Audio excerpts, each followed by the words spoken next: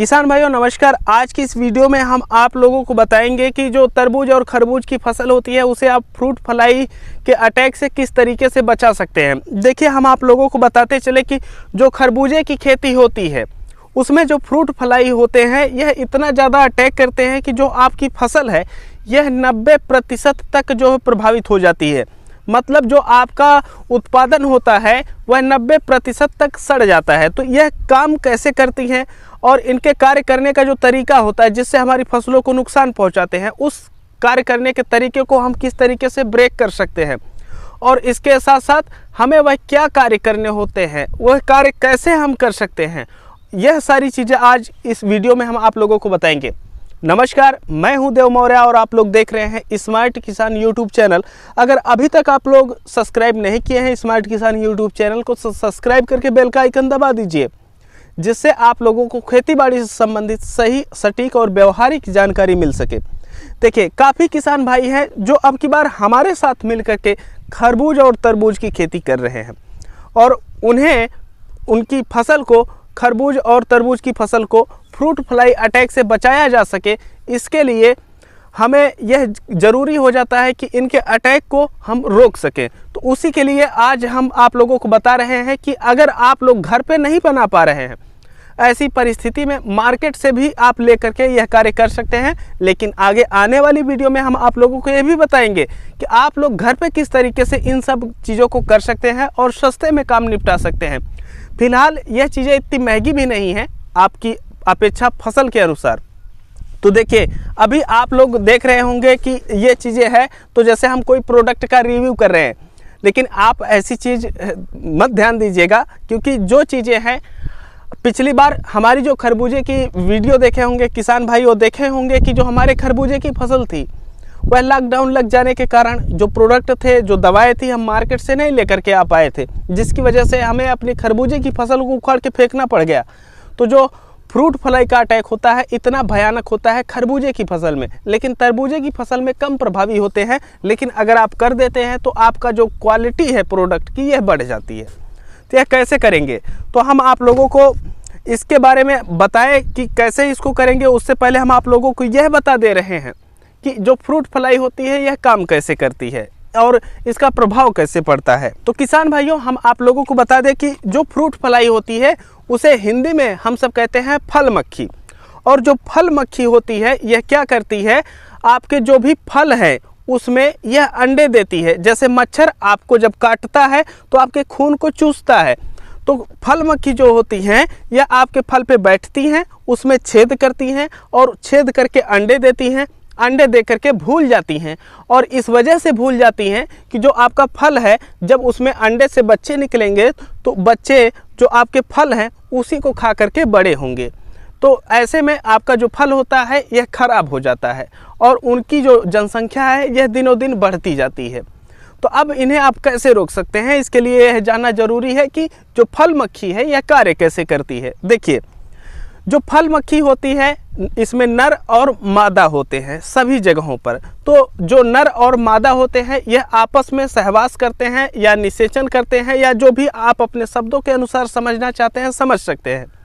तो जो नर होता है यह मादा से मिलन करता है। मादा से जब मिलन करता है तो जो मादा मक्खी होती है यह अंडे देने लायक हो जाती है। तो ऐसे में क्या होता है कि जो नर है उसे हम निकाल लेते हैं, इनका जो मिलन है यह नहीं होने देते हैं। तब की परिस्थिति में जब मिलन नहीं होगा तो जो मादा मक्खी है वह अंडे नहीं देगी, और जब अंडे नहीं देगी तो वह फल को छेद करने जाएगी नहीं। तो यही चीज़ होती है।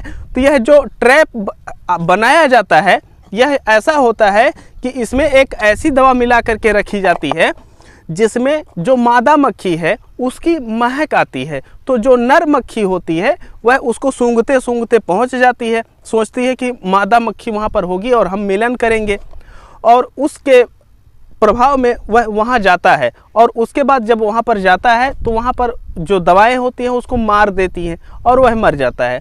तो जब नर मक्खी सभी मर गई हैं तो मादा मक्खी का जो मिलन है यह नहीं हो पाता है और अंडे नहीं देती है, और आपकी जो फसल है यह बच जाती है।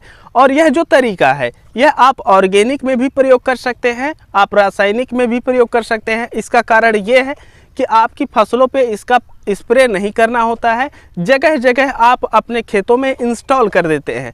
अब यह बात आती है कि कितने पीस इंस्टॉल करेंगे, तो आप लोगों को बता दें कि लगभग हमारे हिसाब से 10 पीस ऐसे जो होते हैं इसको इंस्टॉल करना होता है आपके 1 एकड़ फील्ड में।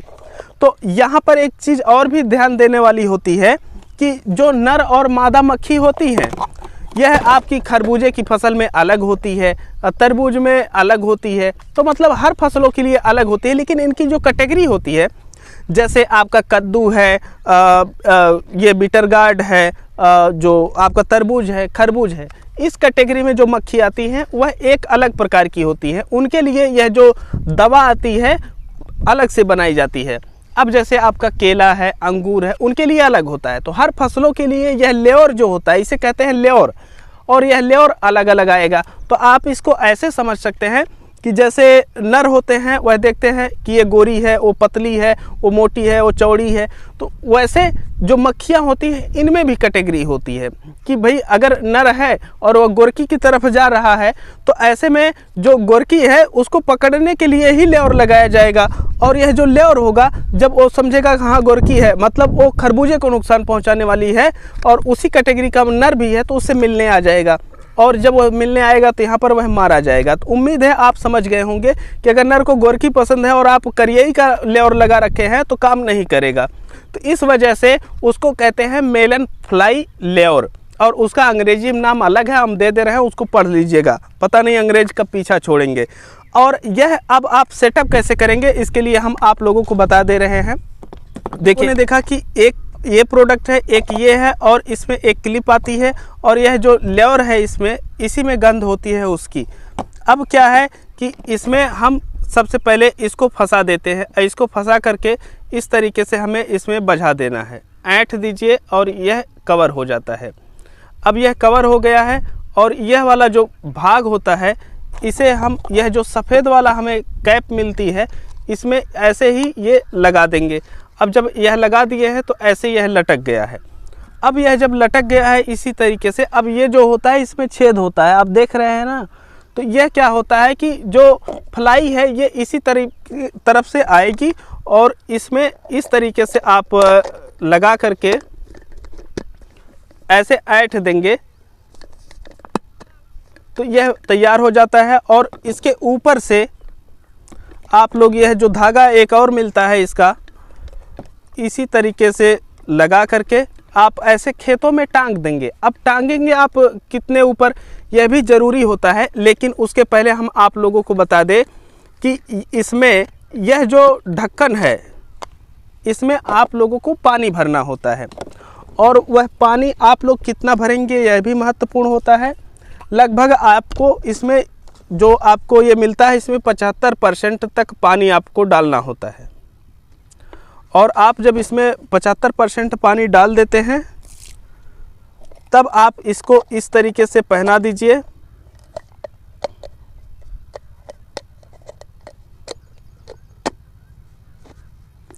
और आपका अब ये जो ट्रैप है ये रेडी है, और इसे आप अब फसलों में जा कर के लगाएंगे।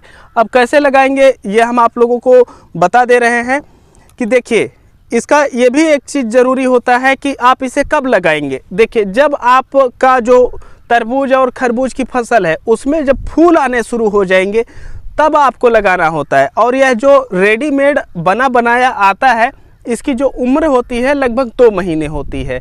तो जब आप बुआई करेंगे तब आपको नहीं लगाना है, जब आपका फूल आना शुरू हो जाएगा फसलों में, क्योंकि तभी तो उसमें फल बनेंगे और तभी तो जो मक्खी है उसमें अंडे देगी।